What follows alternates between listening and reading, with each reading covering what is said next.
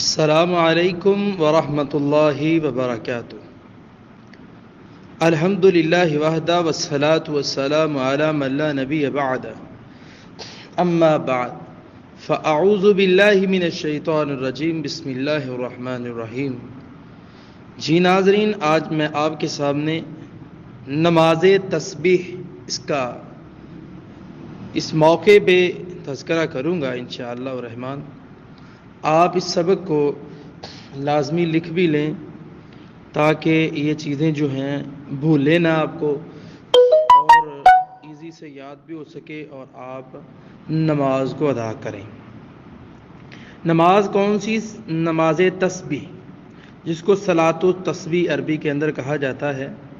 عبداللہ بن عباس رضی اللہ تعالی عنہ سے روایت ہے کہ نبی اکرم صلی اللہ علیہ وسلم نے عباس بن عبد المطلب رضی اللہ تعالی عنہ سے فرمایا، اے چاچا عباس، کیا میں آپ کو کچھ عطا نہ کروں؟ کیا آپ کو کچھ عنایت نہ کروں؟ کیا میں آپ کو کوئی تحفہ پیش نہ کروں؟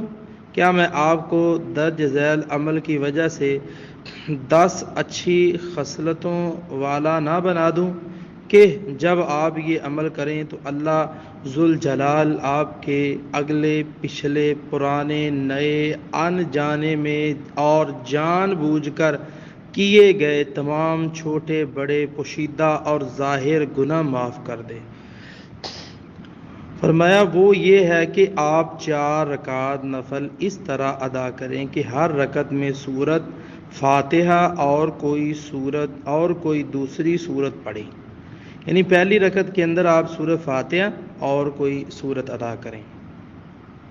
کرنے کے بعد جب آپ اس قرات سے فارغ ہو جائیں تو قیام کی حالت میں ہی یہ کلمات 15 بار پڑھیں۔ ٹھیک ہے ناظرین، آپ کو اگر سمجھ نہ آئے آپ سوال کر سکتے ہیں۔ بہت ہی آسان انداز میں میں آپ کے سامنے یہ باتیں رکھ رہا ہوں، جو کہ بہت ہی سہل ہے، آسان ہے۔ یعنی قیام کے اندر آپ نے سورۃ فاتحہ اور دوسری سورت پڑھنے کے بعد 15 بار کیا پڑھنا ہے؟ سبحان اللہ والحمد للہ ولا الہ الا اللہ واللہ اکبر۔ اس کی میں مزید آپ کو یہ پکچر آپ کے سامنے آ جائے گی، ابھی وہ بھی اس کو آپ کو میں دے دوں گا، تو یہ پڑھنا ہے۔ پھر آپ رکوع میں جائیں، ٹھیک ہے؟ تسبیحات رکوع سے فارغ ہو کر، یعنی ہم نے جو رکوع میں تسبیحات پڑھتے ہیں نماز کے اندر، جس طرح سبحان ربی العظیم وغیرہ ہے، یہ ہم جب پڑھ کے اپنی تسبیحات فارغ ہو جائیں، رکوع میں ہی انہی کلمات کو 10 بار دہرائیں۔ وہ کلمات کیا ہیں؟ سبحان اللہ والحمد للہ ولا الہ الا اللہ واللہ اکبر۔ قیام کی حالت میں ناظرین 15 بار ہے، رکوع میں آپ نے 10 بار یہ کلمات دہرانے ہیں۔ اور اسی طرح آگے ہم نے کیا کرنا ہے؟ اور آگے ہم نے یہ کرنا ہے کہ سجدہ کرنا ہے۔ سجدے کی حالت کے اندر ہم نے جو دعائیں ہم عام روٹین کے اندر پڑھتے ہیں وہ دعائیں پڑھ لیں، اور پڑھنے کے بعد پھر یہی کلمات ہم پڑھیں گے۔ تو اس 10 مرتبہ سجدے کی حالت میں سبحان اللہ والحمد للہ ولا الہ الا اللہ واللہ اکبر، ٹھیک ہے؟ اور پھر سجدے میں سجدے سے ہم سر اٹھائیں گے، اور سر اٹھانے کے بعد ہم جو تسبیحات پڑھتے ہیں، ربی اغفر لی ربی اغفر لی اللہم اغفر لی وارحمنی وغیرہ وغیرہ، اس کے بعد ہم یہی 10 بار پڑھیں گے سبحان اللہ والحمد للہ ولا الہ الا اللہ واللہ اکبر۔ پھر سجدے چلے جائیں گے، سجدے میں جا کے پھر ہم سجدے کی تسبیحات پڑھ کے انہی جملے کو 10 بار پڑھیں گے، اور پھر سجدے سے ہم سر اٹھائیں گے۔ سر اٹھا کے یہ 2 سجدے ہو گئے، 2 سجدے کے بعد ایک چھوٹا سا ہم جلسہ استراحت کریں گے، یعنی 2 سجدے کر کے بیٹھ جائیں گے۔ بیٹھنے کے بعد اس موقع پہ ہم پھر 10 بار یہی کلمات پڑھیں گے۔ یہ ٹوٹل 75 مرتبہ ہو گیا ایک رکعت کے اندر۔ اور اسی طرح دوسری رکعت ہے، اور اس کے بعد دوسری رکعت پڑھ کے پھر تیسری رکعت ہے اور چوتھی رکعت ہے۔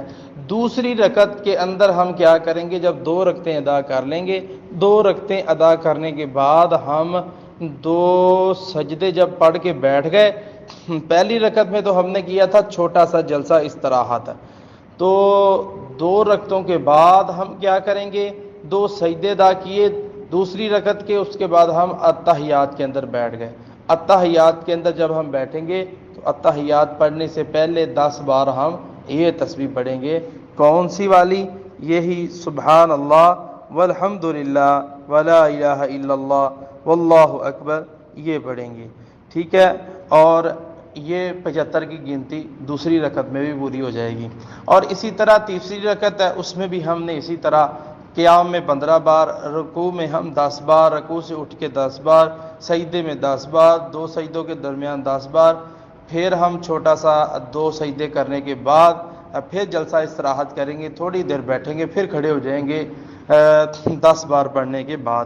یہ پھر 75 بار ہوگا. اور چوتھی رکعت کے اندر ہم پھر اسی انداز کے ساتھ پڑھیں گے، یعنی کہ رکوع کے اندر 10 بار اور قیام کے اندر 15 بار، اور اسی طرح سجدے کے اندر 10 بار، سجدہ اٹھ کے 10 بار، اور پھر اتحیات. اور ناظرین نوٹ اس میں یہ ہے کہ تشہد سے پہلے ہم 10 بار یہ پڑھیں گے سبحان اللہ والحمد للہ ولا الہ الا اللہ واللہ اکبر. یہ یہاں ہم پڑھیں گے. یہ ٹوٹل ہم گنتی جو ہے شمار کر لیں کتنی بن جاتی ہے.